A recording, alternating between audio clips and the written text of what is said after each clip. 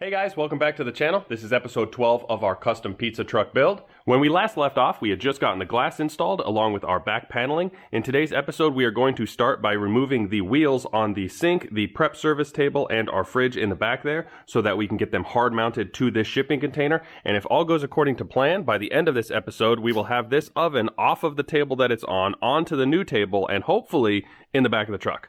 So let's get to it.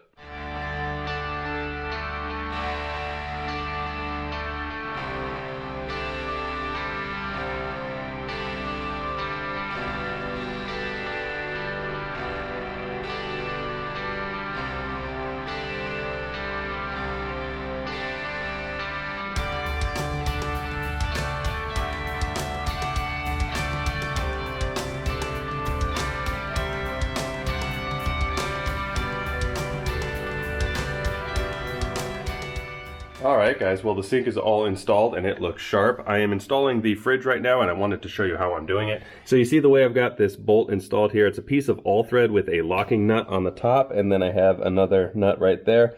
I will just remove these wheels and then drop the bolts through the hole in the shipping container and then bolt it from the underside. Pretty straightforward.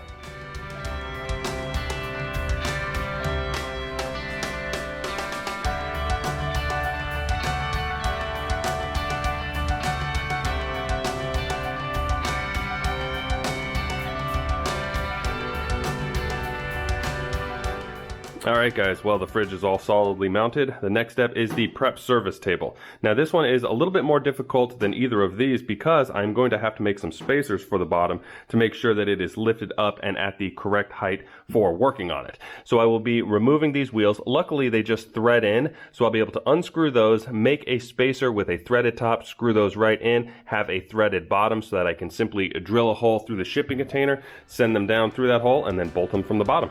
So let's get to it.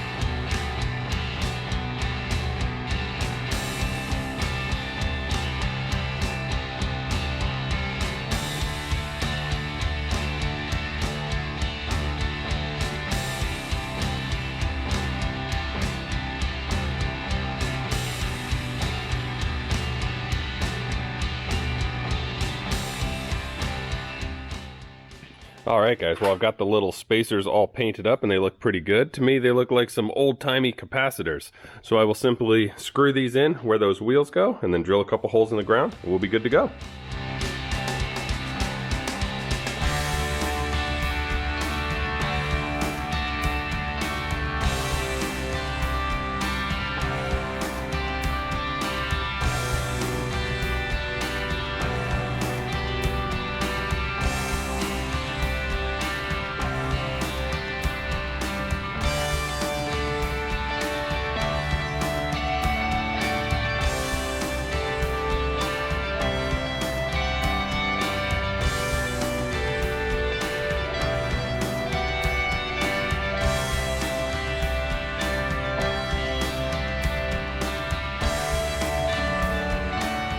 Alright guys, up next is installing the fridge. I've already got a couple of bolts mounted to the bottom here, and then I have some masking tape marking exactly where it needs to go inside of our shipping container here. Now I am going to be installing this before I do the oven, so I've got to get it in exactly the right spot so that the oven can then just slide right on top of it.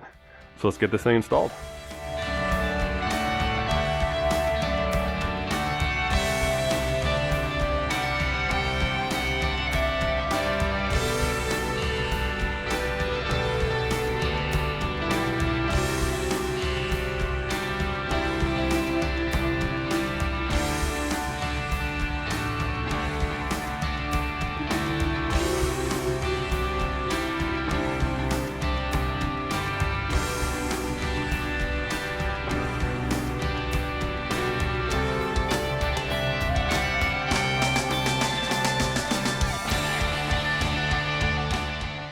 Alright guys, now that we've got the fridge under the oven installed, the next step is the oven. Now if you saw a previous episode, you'd know that the fact that this oven came on a table was a surprise to us. We thought that it was ordered without the table, so it is a little tricky in order to get this off of the old table and onto the new table.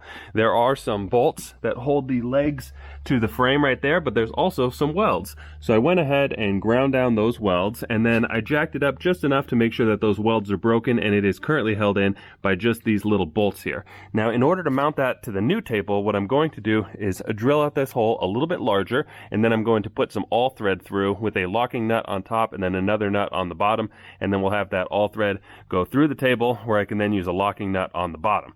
Before I can get this oven onto the new table, however, I am going to have to address the fact that the frame underneath here, you see this 2-inch piece of structural tubing here, this is just a little bit above this outer ring, which is 14 gauge or so non-structural steel. So let me show you here with this straight edge. You see right there, it is nice and flush. We've got just a little bit of a gap on the ring. Over here, unfortunately, the gap is in the other spot. The gap is on the 2-inch structural piece and not on this ring. So I will have to use my grinder and take off just a little bit along this side, the back here, and all the way around up towards the front. It gets flush again right about here, and then we will be good to go. Not what I want to be doing. It's a giant time waster, but it's got to get done, so let's get to it.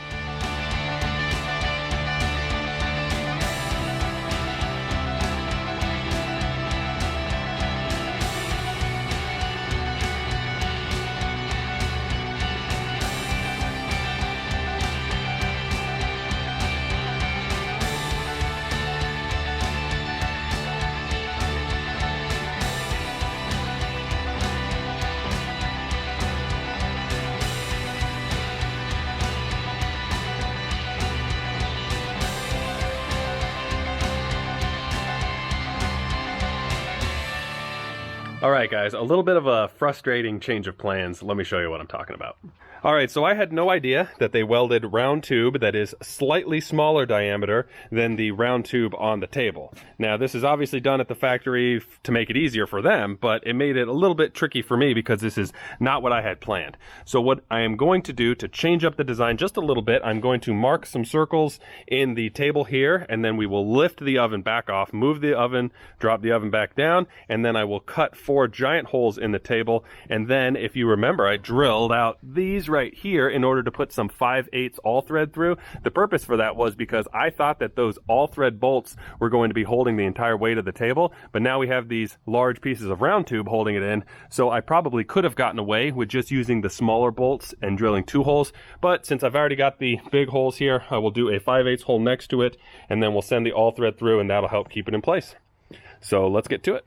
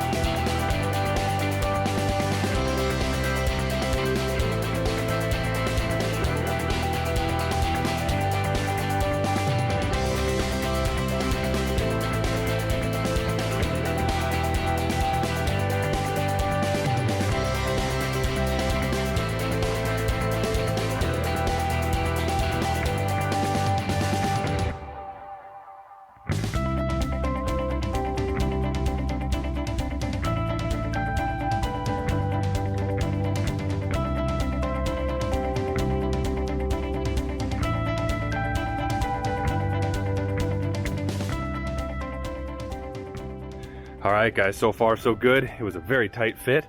I had to grind away just a little spot of steel that I missed on this one. Now if you noticed, I had to put the wood blocks here so that I could get the forks out. So the next step is going to be lifting it up by the round tube that's poking through here. And I'll do that with a jack, and then I'll be able to remove the wood and then lower it down. Alright, this may look a little on the sketchy side, but I assure you, I'm a professional. So I've got this nice little stack of wood up to this little scissor jack, holding up that one little leg. And then I don't think I'm going to lift up and then remove the wood and then drop this entire section. I'm going to remove the 4-inch blocks for 1.5-inch blocks of wood, and then I'll move my Jenga stack over to the other corner. I'll jack that corner up, I'll lower that one all the way, and then I'll come back over here, restack it up, and then lower this one. That way I can just do it in stages because I don't want it to get too cockeyed as it is on the way down. So, wish me luck.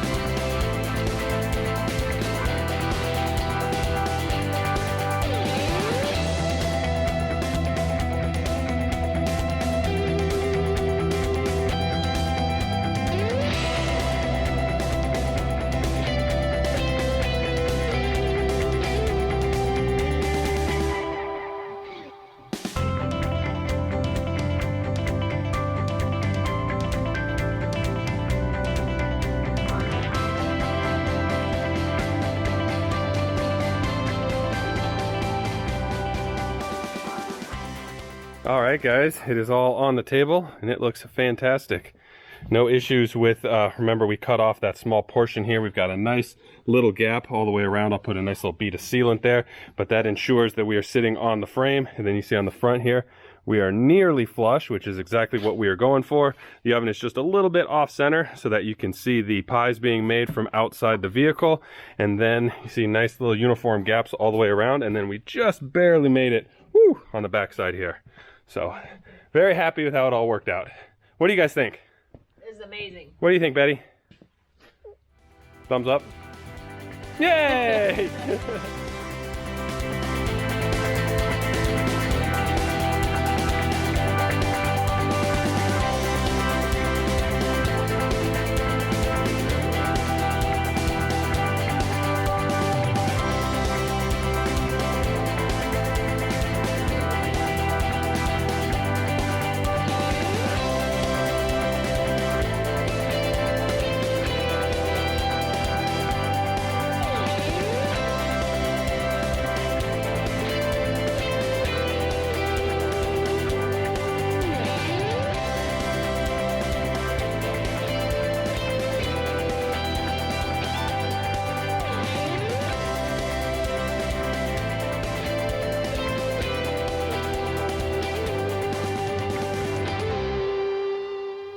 Alright guys, we did it. We finally got the oven in the back of the truck. We are so close to the finish line on this project. In fact, we only have one more episode out where we actually do the build itself, and that will be out next Friday. And if all goes according to plan, the Friday after that, I will have a video out where I drive it from Spokane to Chicago, fire up that oven, and get the first pizzas made on it. So stay tuned for that, and until next time, take care. Thanks for watching, everybody. Bye-bye.